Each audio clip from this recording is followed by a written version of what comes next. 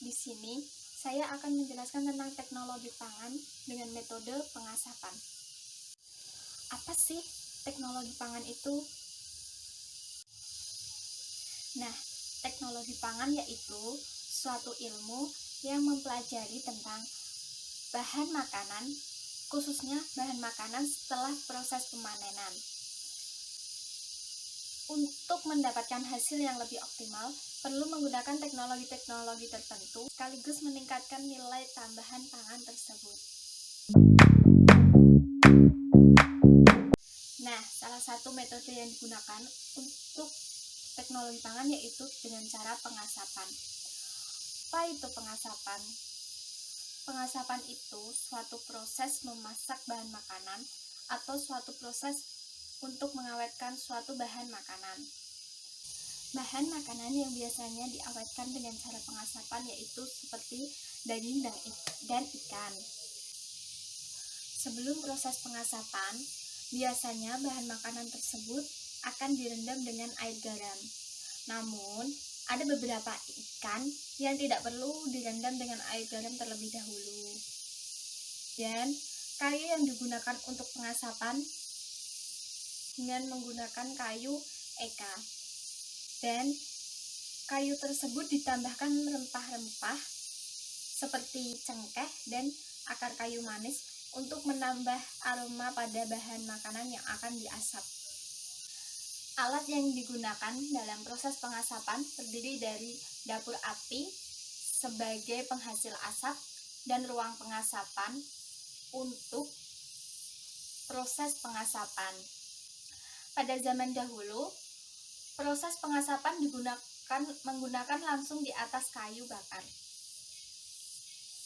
Sedangkan semakin majunya zaman, proses pengasapan sekarang menggunakan teknologi-teknologi tertentu untuk mempermudah dan mempercepat proses pengasapan.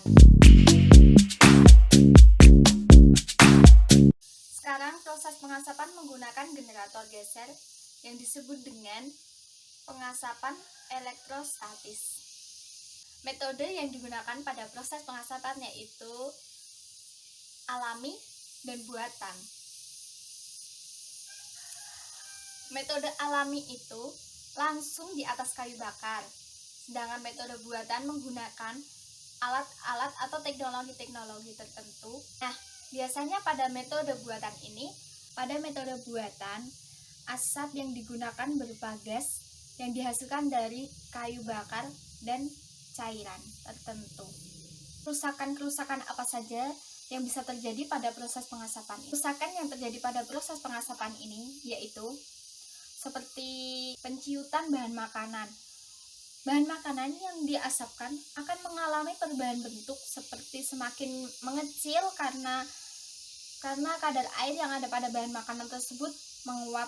Kedua, gosong nitrat. Kemudian yang ketiga, kerusakan karena gas trenik. Biasanya pada produk hasil pengasapan itu mudah ditumbuhi dengan kapang. Kapang tersebut dapat menyebabkan kerusakan pada bahan makanan dan menyebabkan flavor pada bahan makanan tersebut menjadi berbeda.